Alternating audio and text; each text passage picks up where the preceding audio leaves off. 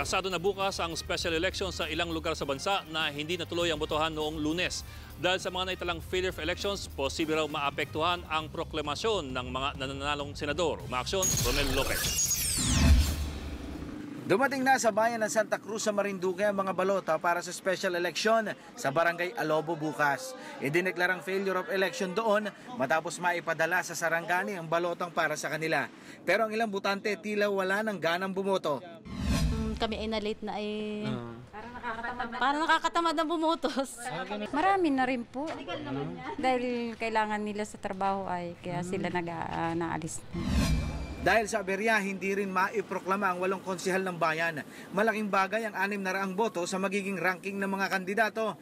Lalo na't ang nasa ika-8 pwesto, liyamado lang ng 400 boto sa pangsyam. Baka meron pa silang pag-asa, pwedeng isa-isahin nila yung mga bahay-bahay doon at pakiusapan na mapirping nung bawat isa yun para sila ay manalo. Kahit pa malaki ang laman ko sa kanila, kung yung ba naman ay, siyempre, iba-iba na yung may nakikiusap o hindi natin alam yung pakiusap ng iba. Kaya hindi pa tayo nakasigurado. Halos sa 1/4 o kalahati na nasa Maynila kasi. Ay umalis na yun, nag-aalisa na, may trabaho na isipin nila, hindi na yung pagboto Apektado rin ang proklamasyon ng kongresista sa probinsya. Higit 20% kasi ng voting population ng Marinduque ang Santa Cruz. Sa patakaran ng COMELEC, dapat ay 90% ang total votes na nakanbas bago maiproklama ang mga nanalong kandidato gaya sa board member, kongresista hanggang gobernador. The rule on lowering threshold cannot apply. The entire votes of Santa Cruz cannot be lowered into threshold.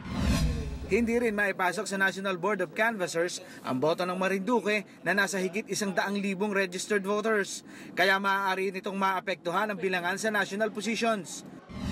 So hinihintay pa rin yung transmission ng Santa Cruz para makapag-transmit dun sa Provincial Board of Canvasser. And then iaano na sa national naman. May special election din sa Sarangani, Cebu, Northern Samar, Western Samar at Lanao del Sur. Ilan sa dahilan ng failure of election ay ang pag-atras ng mga guro na maging Board of Election Inspectors, pagkakapalit ng balota at issue ng seguridad. Depende sa laki ng boto kung hihintayin ito ng COMELEC bago magproklama ng mga nanalong kandidato sa pagkasenador. Umaaksyon bilang Pilipino, Romel Lopez, News 5. Be sure to come back. Use 5 everywhere. Copyright 2016.